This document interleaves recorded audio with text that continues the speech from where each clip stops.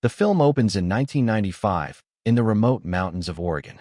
A hiker's vanishing in the remote mountains of Oregon sparks speculation about a virus linked to the region's wildlife.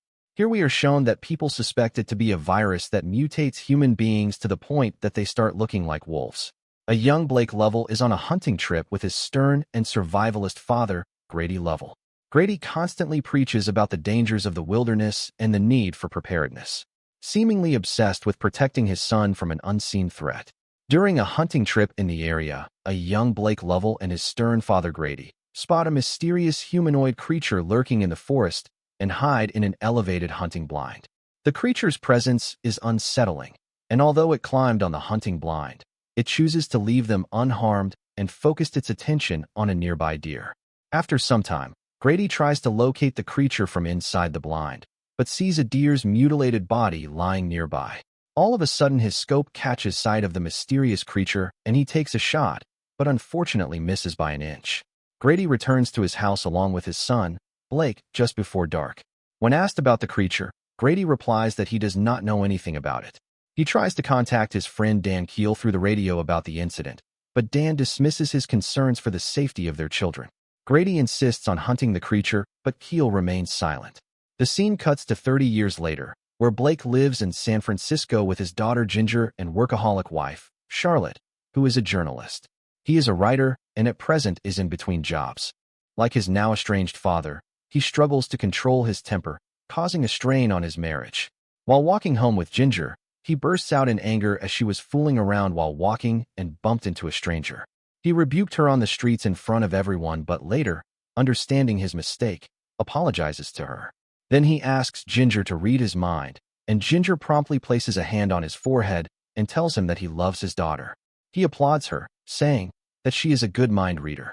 One day, he receives a death certificate of Grady, who went missing a few years ago and has been pronounced dead by the authorities. He also receives the keys to his childhood home. Here we get to know that he has not seen his father in 30 years. Blake sees this as an opportunity to repair his relationship with Charlotte and for her to bond with Ginger. He persuades them to take a vacation to his childhood home in Oregon, to sort through his father's belongings and perhaps find some peace.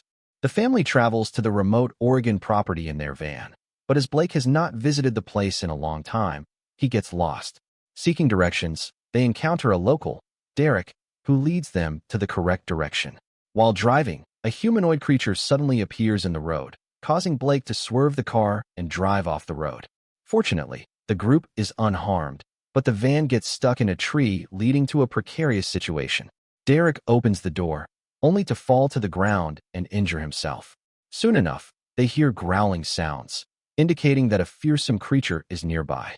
As expected, it attacks the van and, seeing Derek in a vulnerable situation, preys on him first. After dealing with Derek, it returns to hunt the family, but manages only to scratch Blake's arm. Blake frantically leads Charlotte and Ginger to the isolated farmhouse, and they manage to get inside just before the creature attacks them.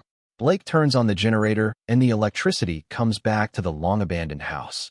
He tries to comfort Ginger and promises that he will be there to protect her no matter what. He goes to have something to eat, but as soon as he takes a bite, a tooth falls off.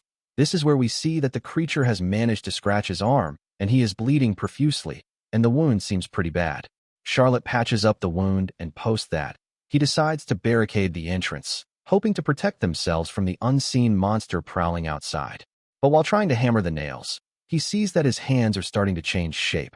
Soon, he hears footsteps and thinks that the beast has returned. Hence, he follows the noise and goes upstairs, but to his horror, he discovers that the sound was coming from a spider, and he is able to hear the sound of a spider walking on a wall. This is where we understand that he is starting to change.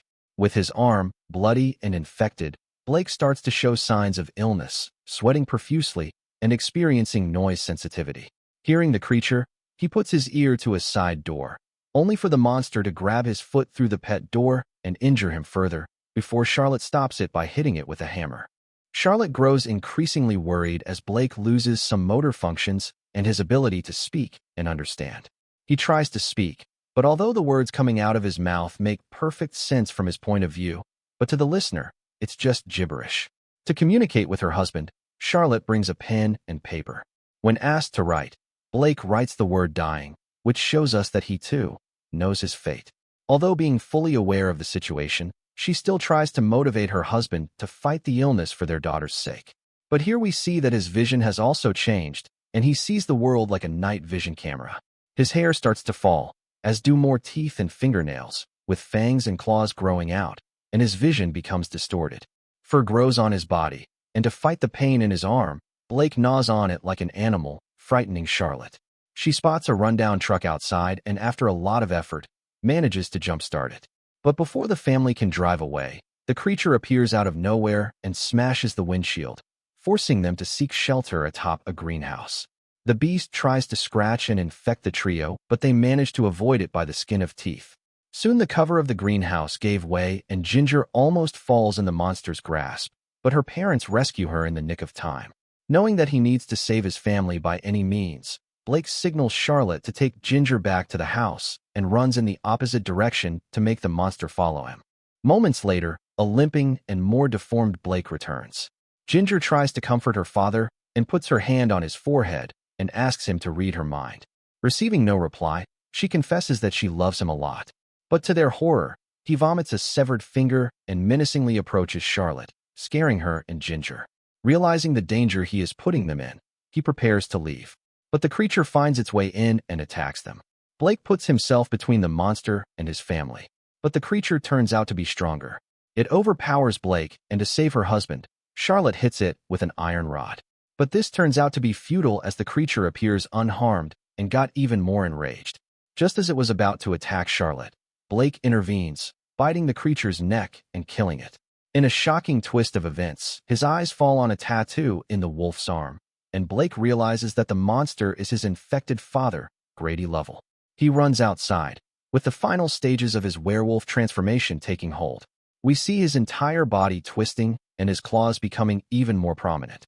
Unable to control himself, he attacks his family, who have barricaded themselves inside the house. Knowing the ins and outs of the house, he easily enters it and tracks down his family, using his newly found vision and strong sense of smell. Here we see that although he can see his family, they cannot see him, as the entire house has submerged into darkness due to the faulty generator. Charlotte picks up a knife to defend herself and her daughter. As soon as she manages to see him, and in a moment of panic, cuts him with the knife. An enraged and fully transformed Blake chases them, and they flee to a nearby barn. Blake claws his way in, using his newfound night vision to sneak towards them in the dark, but is caught by a bear trap that Charlotte had laid down in advance. He chews off his ensnared foot and continues pursuing, as Charlotte and Ginger flee to the surrounding forest. Here they find Derek's dead body, and seeing his rifle, Charlotte picks it up.